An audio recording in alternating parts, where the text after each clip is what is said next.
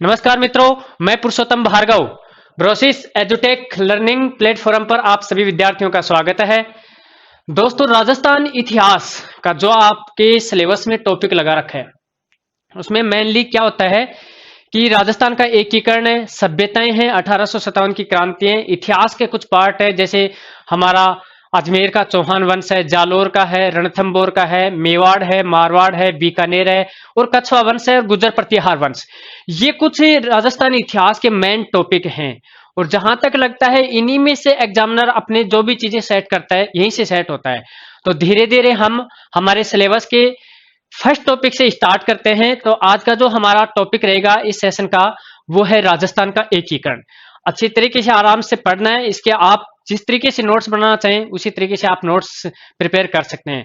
अच्छी तरीके से डीप तरीके से हम इस टॉपिक को करेंगे कि कहीं से भी एग्जामिनर अपना माइंड लगाता है, कहीं भी लगाए, उसी जगह से हम पहले ही तैयार रहेंगे। तो बिल्कुल आज का जो हमारा टॉपिक है इस सेशन का, वो है राजस्थान का एकीकरण। देखिए, राजस्थान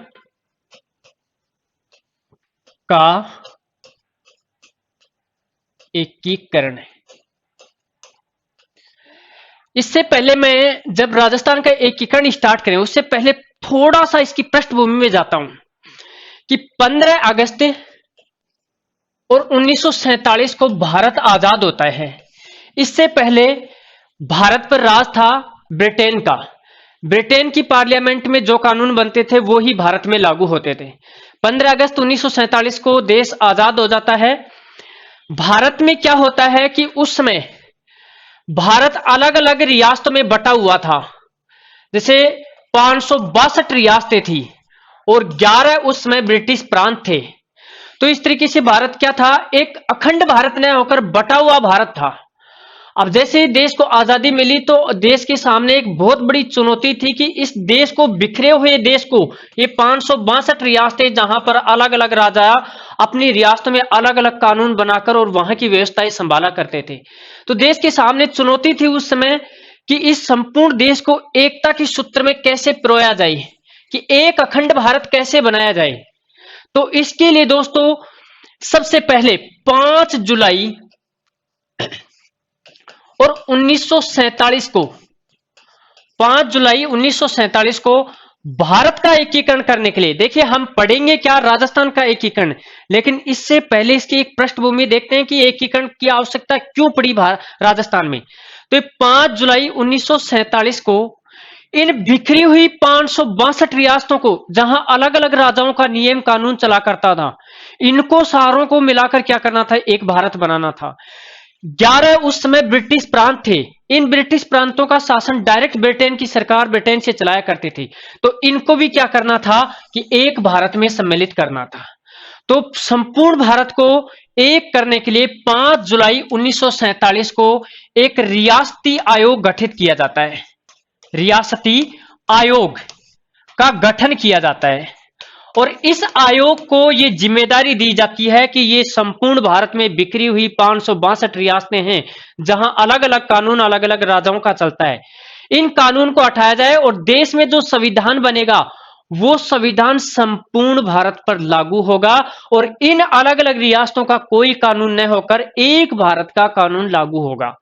अब एक भारत का कानून लागू होगा तो उससे पहले क्या होना चाहिए कि इन सबको एक भारत में पिरोना होगा। तो इस रियासती आयोग का गठन किया जाता है 5 जुलाई 1947 को। इस रियासती आयोग का अध्यक्ष बनाया जाता है सरदार वल्लभ भाई पटेल को। सरदार वल्लभ भाई पटेल। सरदार वल्लभ भाई पटेल को इस रियासती आयोग का क्या बनाया जाता है, अध्यक्ष बनाया जाता है। रियासती आयोग का अध्यक्ष इसको बना दिया गया, किसको, सरदार वल्लभ भाई पटेल को। और इस सरदार वल्लभ भाई पटेल को जिम्मेदारी दी गई कि इस संपूर्ण भारत को क्या करना है, एक करना है, एक अखंड भारत बनाना है। अलग अलग राजाओं के नियम कानून है, ये रीति रिवाज जो इन्होंने चला रखे हैं अपने अपने, ये सब मिटाने हैं और एक भारत बनाना है। जिम्मेदारी किसको दी गई? सरदार वल्लभ भाई पटेल को। कौन सा आयोग गठित किया गया? रियासती आयोग गठित किया गया। कब गठित किया गया? 5 जुलाई 1947 को। इसको जिम्मेदारी क्या थी? इसको जिम्मेदारी थी कि संपूर्ण भारत को एकता के सूत्र में पिरोना और एक अखंड भारत बनाना है। तो दोस्तों इसको तो अध्यक्ष बनाया गया सरदार पटेल को, तो और इसी रियासती आयोग का एक सचिव बनाया गया, एक सचिव। और सचिव किसको बनाया गया? वीपी मेनन साहब को क्या बनाया गया? सचिव बनाया गया। डायरेक्ट क्वेश्चन पुटअप होते हैं कि रियासती विभाग का सचिव कौन था, सेक्रेटरी कौन था, तो ये आएगा वीपी मेनन। और रियासती विभाग का अध्यक्ष कौन था? सरदार वल्लभ भाई पटेल। गठन कब हुआ? 5 जुलाई 1947 को गठन हुआ। उद्देश्य क्या था? संपूर्ण रियासतों को एक भारत में पिरोना, संपूर्ण भारत में को संपूर्ण रियासतों को एक भारत में शामिल करना। तो ये इसका उद्देश्य था। अब देखिए कि ये सारा काम हो गया कि भाई रियासती आयोग गठित हो गया और ये सारा का सारा अपने कि इसमें एक पत्र किया गया, यानी एक सम्मेलन पत्र। कौन सा पत्र? सम्मेलन पत्र। सम्मेलन पत्र, ये सम्मेलन पत्र बनाया गया, एक कोरा कागज मान लें, और यह कहा गया कि प्रत्येक रियासत के शासक इस पे हस्ताक्षर करेंगे और ये कहेंगे कि मैं भारत में शामिल होता हूं। मतलब इस पे हस्ताक्षर करते जाएंगे, जो हस्ताक्षर रियासत कर देगी वो ही क्या हो जाएगा? इस अखंड भारत में शामिल हो जाएगा। उस रियासत का अपना स्वतंत्र अस्तित्व नहीं रहेगा, वो भारत में क्या हो जाएगी? शामिल हो जाएगी। तो जिस जिस रियासत ने सम्मेलन भारत पर इस पत्र पे हस्ताक्षर किए गए, वो ही सारे के सारे क्या हो गए? इस भारत में शामिल होते गए। ये बात किसकी हो गई? रियासती आयोग 5 जुलाई 1947 को सरदार वल्लभ भाई पटेल की अध्यक्षता में गठित किया गया। इसके सचिव बनाए गए किसको? वीपी मेनन को।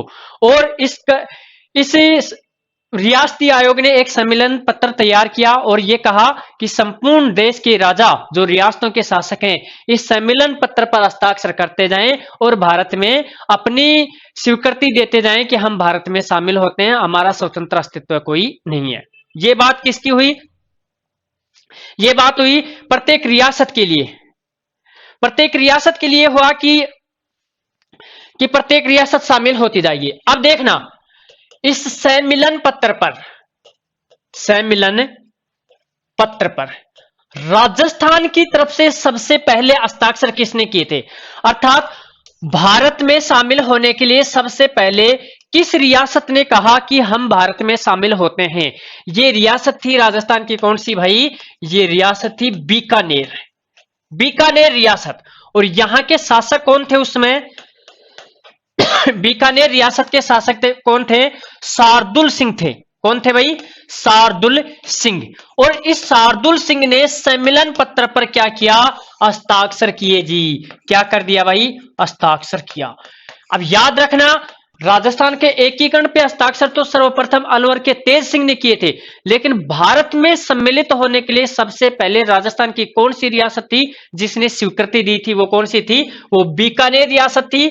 और बीकानेर रियासत के शासक कौन थे उसमें? शार्दुल सिंह जी थे बीकानेर रियासत के। इन्होंने सम्मेलन पत्र पर क्या कर दिया था? हस्ताक्षर कर दिया। 5 बातें हुई कि संपूर्ण भारत को एकता के सूत्र में पिरोने के लिए 5 जुलाई 1947 को एक रियासती आयोग का गठन किया जाता है और उस रियासती आयोग का अध्यक्ष बनाया जाता है सरदार वल्लभ भाई पटेल को। उसका सचिव कौन होता है? वीपी मेनन साहब। और ये राजस्थान की पहली रियासत जिसने भारत में मिलना स्वीकार किया वो कौन सी थी? बीकानेर। और उसके शासक जिसने हस्ताक्षर किए वो कौन थे? शार्दुल सिंह। अब देखिए, जैसे भारत की संपूर्ण भारत को एकता के सूत्र में पिरोना था, उसी तरह दोस्तों राजस्थान का एकीकरण, ये बात हम पढ़ना चाहते हैं। देखिए, राजस्थान का एकीकरण, उस समय जब भारत आजाद हुआ तो उस समय राजस्थान में भी 19 रियासतें थी। कितनी रियासतें थी? 19 रियासतें और 3 ठिकाने और एक था क्या? केंद्र शासित प्रदेश। एक क्या था भाई? केंद्र शासित प्रदेश। यहीं से एग्जाम में क्वेश्चन बनना स्टार्ट हो जाता है कि राजस्थान में भारत आजादी के दरमियान कितनी रियासतें थी? तो 19 रियासतें थी दोस्तों, 3 ठिकाने थे, एक केंद्र शासित प्रदेश था। अर्थात हमारा राजस्थान, आज का जो राजस्थान है, एक राजस्थान जो नक्शा अपन देख रहे हैं वो नहीं था। बिखरी हुई रियासतें थे 19 अलग अलग रियासतें, जयपुर रियासतें, बीकानेर, जोधपुर, ये सब रियासतें अपना अपना शासन चलाया करती थी। ये अलग अलग थी। आज तो देख लो एक हो गई है। सब राजा अपना कानून बनाते, उस रियासत में चलता। दूसरी रियासत का अलग कानून था, तीसरी रियासत का अपना अलग कानून था। अलवर का कुछ अलग, बीकानेर का कुछ अलग, करौली का कुछ अलग, धौलपुर का कुछ अलग। जैसे भारत को एक करना था, उसी तरीके से राजस्थान में भी ये बिखरी हुई 19 रियासतों को क्या करना था, एक। 3 ठिकाने थे, एक था केंद्र शासित प्रदेश। तो याद रखिए, यहां से क्वेश्चन बनना स्टार्ट हो जाता है कि 19 रियासतें, 3 ठिकाने, एक केंद्र शासित प्रदेश को मिलाकर राजस्थान का क्या किया गया था, एकीकरण किया गया था। अब देखिए, अभी आपको शायद हो सकता है कि 19 रियासतों के नाम नहीं याद होंगे, हो सकता है 3 ठिकानों के नाम याद नहीं होंगे, एक केंद्र शासित प्रदेश का नाम याद नहीं होगा, लेकिन हम इस तरीके से पढ़ेंगे कि ये 19 रियासतें, 3 ठिकाने और एक केंद्र शासित प्रदेश, हमें हूबहू ऐसे के ऐसे तैयार हो जाएंगे, याद हो जाएंगे। क्योंकि क्वेश्चन क्या बनता है, निम्नलिखित में से कौन सी रियासत उस समय एकीकरण में शामिल थी या नहीं थी। इसका मतलब हमें 19 रियासतें याद होंगी, तभी हम वो क्वेश्चन क्लियर कर पाएंगे। तो दोस्तों बिल्कुल एक बहुत सिंपल तरीके से हम 19 रियासतों को भी याद कर लेंगे, 3 ठिकानों को भी याद कर लेंगे, एक केंद्र शासित प्रदेश को। कब कब राजस्थान का एकीकरण कितने चरणों में होता है, सब बातें देखिए। सबसे ये 19 रियासतें थी, 19 रियासतें, इनका देखिए, ये हमारा है क्या, राजस्थान। भाई राजस्थान का नक्शा मैं इसी तरीके से बना दिया, ये हमारा है राजस्थान। देखिए यहां जो पश्चिम में थी वो रियासत कौन सी थी, मारवाड़ रियासत थी। कौन सी, मारवाड़। मारवाड़ को क्या कहते हैं, जोधपुर, जोधपुर रियासत। और ये उस समय की सबसे बड़ी रियासत थी। क्वेश्चन पूछा जाता है कि सबसे बड़ी रियासत, सबसे बड़ी रियासत, तो सबसे बड़ी रियासत का क्वेश्चन आएगा तो आप क्या करोगे, मारवाड़ अर्थात जोधपुर। ये यहां पर एक रियासत थी, कौन सी, मेवाड़। कौन सी रियासत भाई, मेवाड़। और ये मेवाड़ रियासत का नाम क्या था, उदयपुर, उदयपुर। अब देखिए ये सबसे प्राचीन रियासत थी, कौन सी, सबसे प्राचीन रियासत। अब सबसे प्राचीन रियासत का यदि क्वेश्चन आएगा तो आप उसको छोड़ने वाले नहीं हो कि सबसे प्राचीन रियासत कौन सी थी भाई, सबसे प्राचीन रियासत थी हमारी कौन सी, मेवाड़, उदयपुर। ठीक है, देखिए सबसे बड़ी रियासत का क्वेश्चन आए तो क्या आएगा, मारवाड़ अर्थात जोधपुर सबसे बड़ी रियासत थी क्षेत्रफल के तरह। सबसे पुरानी रियासत कौन सी थी, उदयपुर थी। तो ये क्वेश्चन दोनों क्लियर हो जाएंगे।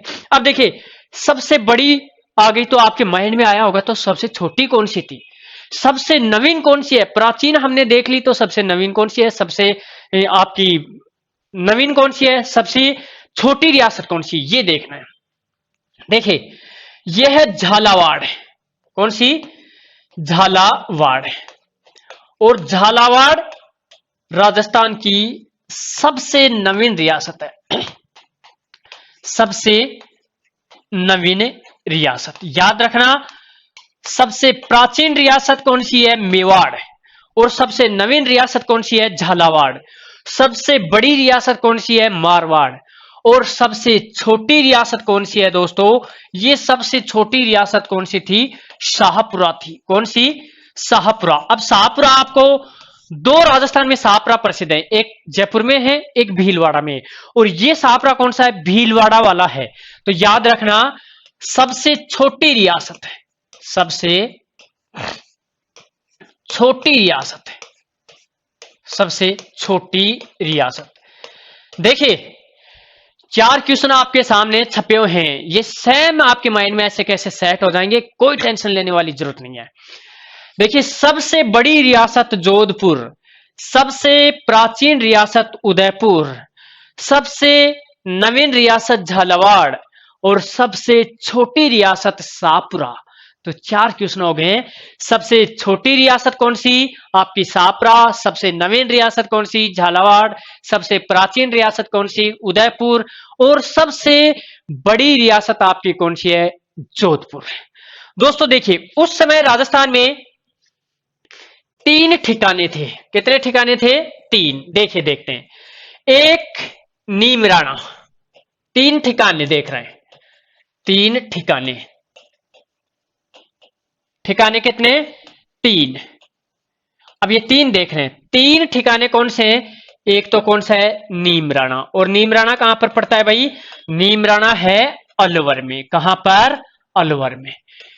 अलवर में नीमराणा, अलवर में। एक कुशलगढ़, एक ठिकाना कहां पर? कुशलगढ़। और ये कुशलगढ़ हम देखेंगे कहां पर पड़ता है? कुशलगढ़।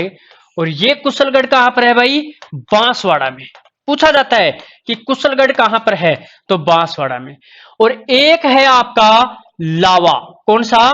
एक ठिकाना कौन सा? लावा। और ये लावा कहां पर पड़ता है? टोंक में पड़ता है। कहां पर? टोंक में। देखिए, सबसे प्राचीन रियासत मेवाड़, सबसे बड़ी रियासत मारवाड़, सबसे नवीन रियासत झालावाड़ और सबसे छोटी रियासत सापरा। 4 क्वेश्चन हमारे क्लियर हो गए। एक 19 रियासतें, 3 ठिकाने और एक था केंद्र शासित प्रदेश। इनको मिलाकर राजस्थान का एकीकरण किया गया। अब देखिए, यहां पर 3 ठिकानों में नीमराणा, नीमराणा कहां पर पड़ता है? अलवर में। लावा कहां पर? टोंक में। और कुशलगढ़ कहां पर? बांसवाड़ा में। ये 3 ठिकाने थे उस टाइम पे जब एकीकरण नहीं हुआ था। उससे पहले ठिकाने कितने थे? 3। सीधे सीधे क्वेश्चन आते हैं, फैक्ट के क्वेश्चन। और राजस्थान की कोई एग्जाम अछूती नहीं रहती है इससे, एकीकरण से लगभग क्वेश्चन पूछ लिए जाते हैं। तो देखिए, कई बार तो क्या होता है एग्जाम में कि एकीकरण से 3-3 क्वेश्चन पूछ लिए जाते हैं। तो आपका तो एक भी गलत नहीं होने वाला है। आराम से इसको देखना है, इस तरीके से आपको नोट्स बनाने हैं। क्लियर। देखिए, 3 ठिकाने जिसमें नीमराणा अलवर, लावा टोंक, कुशलगढ़ बांसवाड़ा। 4 रियासतों के बारे में हमने अध्ययन किया थोड़ा सा कि सबसे बड़ी रियासत मारवाड़, सबसे प्राचीन रियासत मेवाड़ और सबसे नवीन रियासत झालावाड़ और सबसे छोटी रियासत सापरा। और कौन सी है? भीलवाड़ा वाली। दोस्तों, एक हमारा क्या था? केंद्र शासित प्रदेश। केंद्र शासित प्रदेश। केंद्र शासित प्रदेश उस समय कितने थे? राजस्थान में एक था। तो याद रखिए कौन सा था? अजमेर मेरवाड़ा। कौन सा था भाई? अजमेर मेरवाड़ा। अजमेर मेरवाड़ा क्या था? केंद्र शासित प्रदेश। अब देखिए, यहां पर क्या होते थे? पॉलिटिकल एजेंट रहा करते थे। तो गर्मियों में पॉलिटिकल एजेंट ये केंद्र शासित प्रदेश अजमेर मेरवाड़ा में रहता था। गर्मियों में कहां चला जाता था? गर्मियों में चला जाता था ये आबू में रहने के लिए। कहां पर? आबू में रहने के लिए। माउंट आबू देखा होगा। माउंट आबू बहुत खूबसूरत जगह है, देखने लायक जगह है। और यहां गर्मियों में भी ठंड रहती है, शीतकालीन मौसम बना रहता है वहां का टेम्परेचर। तो पैट्रिक, वो उस समय के जो पॉलिटिकल एजेंट थे, वो गर्मियों में कहां चले जाते थे? गर्मियों में आबू पर्वत पे चला जाया करते थे। कितने रियायशी तरीके से जिया करते थे। आज भी हमारे राज्यपाल का कार्यालय है, वो ग्रीष्म ऋतु का कहां होता है? माउंट आबू में होता है। ये प्राचीन पहले की व्यवस्थाएं चली आ रही हैं। तो 3 ठिकाने आपको याद करने हैं दोस्तों। नंबर 1 नीमराणा, नंबर 2 लावा और नंबर 3 कुशलगढ़। हमारा केंद्र शासित प्रदेश एक था अजमेर और मेरवाड़ा। देखिए, जो संपूर्ण एकीकरण 19 रियासतें, 3 ठिकाने और एक केंद्र शासित प्रदेश। केंद्र शासित प्रदेश। देखिए, इनको मिलाने में कितना समय लगा। देखिए, संपूर्ण इनको रियासतों को, ठिकानों को, एकीकरण को मिलाने में कितना समय लगा था। तो ये राजस्थान के एकीकरण में, देखिए मैं लिख रहा हूं, राजस्थान के एकीकरण में कुल समय 8 वर्ष 7 माह और 14 दिन। कितने दिन लगे भाई? 8 वर्ष 7 माह और 14 दिन का समय लगा। राजस्थान की 19 रियासतें, 3 ठिकाने, एक केंद्र शासित प्रदेश को मिलाने में टाइम कितना लगा था इनको एक होने में? 8 वर्ष 7 माह और 14 दिन का। एक क्वेश्चन बनता है पॉलिटिकल साइंस का, बहुत बार क्वेश्चन आता रहता है कि भारत के संविधान में, देखिए मैं लिख देता हूं यहां पे नोट में लगाकर, भारत के संविधान में, भारत के संविधान में, भारत के संविधान निर्माण में कुल समय, निर्माण में कुल समय, तो ये क्या था? 2 वर्ष 11 माह और 18 दिन। कितने दिन थे भाई? 2 वर्ष 11 माह 18 दिन। अब स्टूडेंट यहां पे क्या होता है, इसको ज्यादा याद रखता है, 2 वर्ष 11 माह 18 दिन को। जैसे टाइम देखा, आपके क्वेश्चन आए कि राजस्थान के एकीकरण में कुल कितना समय लगा था, उसमें ऑप्शन ये भी आ सकता है, क्योंकि एग्जामिनर कंफ्यूज करने के लिए वो ऑप्शन जरूर डालता है जो आपको कंफ्यूज करते ही करते हैं। आप करके आ जाते हो कि 2 वर्ष 11 माह 18 दिन, आप देखते नहीं कि ये संविधान का समय है निर्माण होने का, और क्वेश्चन पूछा गया राजस्थान के एकीकरण का। एग्जाम हॉल में बैठे बैठे करते हो और राइट आंसर सोच के आते हो, बाहर आते हो कि मेरा ये क्वेश्चन तो सिंपल सा हो गया। जब कहीं आप थोड़ा सा बाहर निकल के जाते हो या पेपर को देखते हो बाद में, या दूसरे से दूसरा कोई बोलता है, तब पता लगता है अरे यार ये क्या हुआ, ये तो राजस्थान का एकीकरण का समय पूछा था, मैंने कर दिया है क्या? मैंने कर दिया है संविधान निर्माण का समय। तो याद रखिए कि राजस्थान के एकीकरण में कुल जो समय लगा था मेरे दोस्तों, ये था 8 वर्ष 7 माह और 14 दिन का समय लगा था। अब ये देखते हैं कि क्या होता है आगे। देखिए, राजस्थान का एकीकरण, राजस्थान का एकीकरण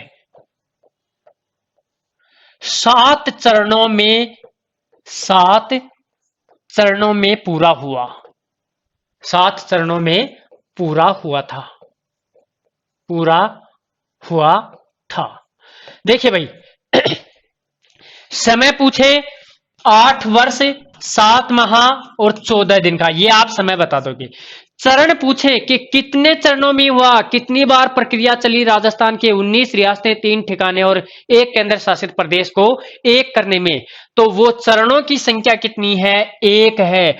हर एक फैक्ट मैं बता रहा हूं वो एग्जाम की दृष्टि से इतना इंपॉर्टेंट है, आप सोच सकते हो। देख लो कि 7 चरणों में समय पूछे तो 8 वर्ष 7 माह 14 दिन का। ध्यान रखना, 2 वर्ष 11 माह और 18 दिन वाला मत कर देना, क्योंकि वो भारतीय संविधान के निर्माण का समय था। एक क्वेश्चन हमारे 2 कंफ्यूजन वाले इसी एकीकरण से, कि राजस्थान के एकीकरण पर सबसे पहले हस्ताक्षर किसने किए? अलवर के तेज सिंह ने किए। और भारत में एकीकरण के सम्मेलन पत्र पर हस्ताक्षर करने वाले कौन थे? बीकानेर के शार्दुल सिंह थे। तो ये याद रखना है, अभी हम लिखेंगे भी इनको, समझेंगे भी कब कब क्या हुआ। देखिए, ये याद रखना 7 चरण, अभी इनको देखेंगे आराम आराम से,